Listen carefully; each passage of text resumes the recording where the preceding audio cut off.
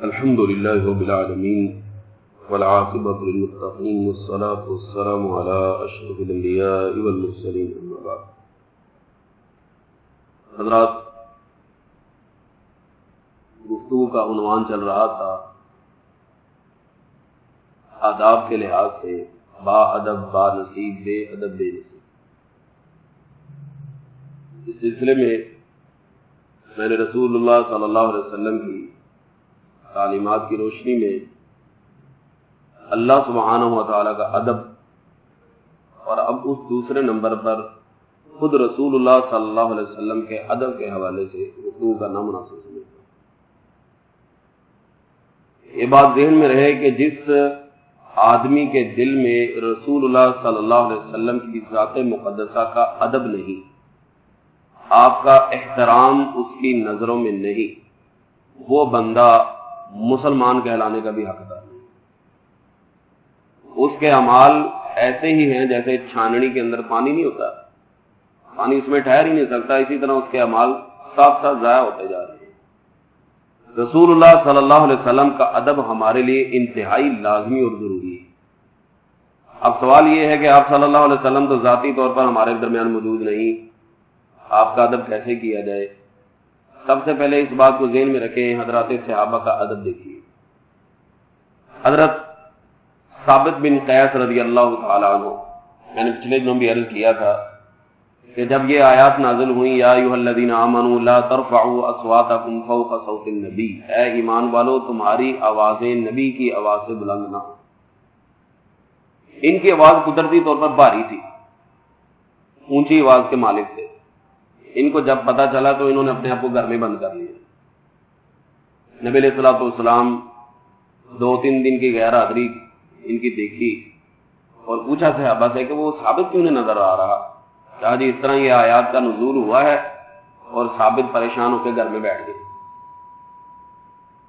آپ نے فرمایا اسے جا کے خوشخبری سنا دو کہ یہ آیات تمہارے لیے نہیں ہے، تمہاری تو بات قدرتی طور پر بھاری ہے۔ یہ تو آپ صلی اللہ علیہ وسلم کی ذات مقدسہ موجود تھی، اب آپ صلی اللہ علیہ وسلم کی یہ جو قرآن کی آیت ہے، اس کا مفہوم کیا ہوگا کہ جب آپ صلی اللہ علیہ وسلم کی کوئی بھی حدیث مبارکہ، کوئی بھی آپ کا فرمان ہمارے سامنے آ جائے، پھر ہمیں اپنی عقل کے گھوڑے نہیں دوڑانے چاہیے۔ پھر بات کی اہمیت ہوگی تو صرف رسول اللہ صلی اللہ علیہ وسلم کی۔ اس سلسلے میں 4 صحابہ جنہیں ہم خلفائے راشدین کہتے ہیں، ان چاروں کی ایک ایک مثال ذکر کے اپنی بات کو ختم کرتا ہوں۔ نبی مکرم صلی اللہ علیہ وسلم ایک قافلے کی صلح کروانے کے لیے گئے ہوئے تھے، پیچھے سے نماز کا ٹائم ہو گیا۔ سیدنا ابو بکر صدیق رضی اللہ تعالیٰ عنہ مصلی پر کھڑے ہو گئے، نماز پڑھانے لگ گئے۔ نماز کے دوران ہی نبی مکرم صلی اللہ علیہ وسلم تشریف لے آتے ہیں، اور ابو بکر رضی اللہ تعالیٰ عنہ کو معلوم ہو جاتا ہے۔ نماز کی حالت میں ہی پیچھے ہٹنے کی کوشش کرتے ہیں۔ نبی علیہ الصلوۃ والسلام حکم فرماتے ہیں کہ ابو بکر اپنی جگہ پر کھڑے رہو، لیکن حضرت ابو بکر رضی اللہ تعالیٰ عنہ پیچھے ہو جاتے ہیں اور نبی علیہ الصلوۃ والسلام کو آگے کرتے ہیں۔ جب نماز سے فارغ ہوئے، آپ صلی اللہ علیہ وسلم نے پوچھا، ابو بکر جب میں نے تمہیں کہا تھا کہ تم مصلی پر کھڑے رہو تو تم پیچھے کیوں ہٹے؟ اب سیدنا ابو بکر رضی اللہ تعالیٰ عنہ دیکھیے، یاد رکھیے اللہ کے رسول صلی اللہ علیہ وسلم کا سب سے زیادہ ادب بھی وہی کر سکتا ہے جسے آپ صلی اللہ علیہ وسلم کی جتنی معرفت زیادہ ہوگی، جتنی پہچان، جتنی معرفت آپ کے بارے میں علم زیادہ ہوگا، اس قدر اس کے دل میں اللہ کے رسول صلی اللہ علیہ وسلم کا ادب زیادہ ہوگا۔ ابو بکر رضی اللہ تعالیٰ عنہ تو اللہ کے رسول کو بہت اچھی طرح جانتے تھے۔ کہا اللہ کے رسول ابو قحافہ کے بیٹے یعنی ابو بکر کے لیے یہ لائق ہی نہیں ہے کہ محمد الرسول اللہ صلی اللہ علیہ وسلم موجود ہوں اور آپ کی موجودگی میں ابو بکر آپ کے مصلی پہ کھڑا ہو جائے۔ ادب، احترام، یعنی میرے لیے یہ لائق نہیں ہے کہ آپ میرے پیچھے مقتدی کی حیثیت سے کھڑے ہیں، آپ تو ہمارے امام ہیں۔ دوسری مثال سیدنا عمر فاروق رضی اللہ تعالیٰ عنہ، جب صلح حدیبیہ کا معاملہ بنا اور کفار نے بڑی سخت قسم کی شرائط لگائیں، جن میں ایک یہ بھی تھی کہ اگر کوئی آدمی مدینہ سے بھاگ کے مکہ آ جاتا ہے تو آپ اس کو واپس لینے کے مجاز نہیں، اور اگر مکہ سے بھاگ کے کوئی مدینہ آ گیا تو پھر آپ نے ہمیں واپس کرنا ہے۔ اس طرح کی اور بہت ساری شرائط لگائی گئی۔ تو ابو بکر رضی اللہ تعالیٰ عنہ نبی علیہ الصلوۃ والسلام کے پاس گئے، اللہ کے رسول یہ کیا ہے؟ کیا ہم عزت دار نہیں ہیں؟ ہم اسلام پہ نہیں, ہم حق پہ نہیں, یہ کیسی شرائط ہم مان رہے ہیں؟ تو آپ صلی اللہ علیہ وسلم نے فرمایا عمر انا رسول اللہ, عمر میں اللہ کا رسول ہوں, تو جو میں جانتا ہوں وہ تم نہیں جانتے.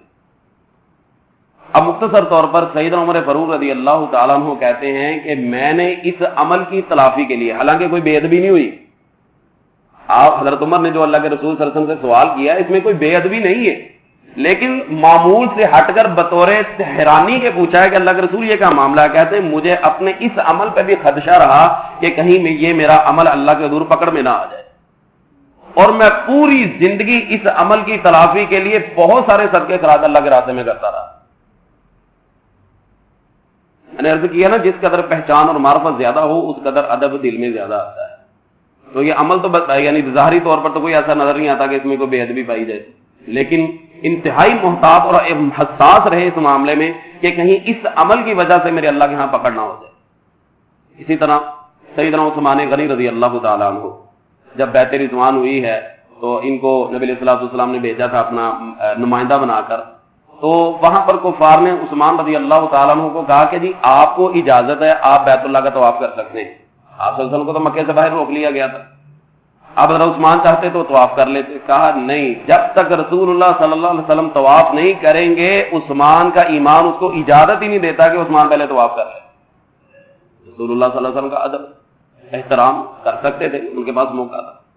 اور آخری سیدنا علی المرتضیٰ رضی اللہ تعالیٰ عنہ کا واقعہ, یہی اسی موقع پر جب صلح حدیبیہ پر جب آپ صلی اللہ علیہ وسلم کا نام لکھا گیا کہ من محمد الرسول اللہ صلی اللہ علیہ وسلم, تو کفار نے شور شرابہ کرنا شروع کر دیا کہ جی نہیں, ہم نے اگر آپ کو رسول مان لیا پھر تو بات ہی ختم ہو گئی, یہاں پہ محمد بن عبداللہ لکھیے, رسول اللہ نہیں لکھنا یہاں پہ.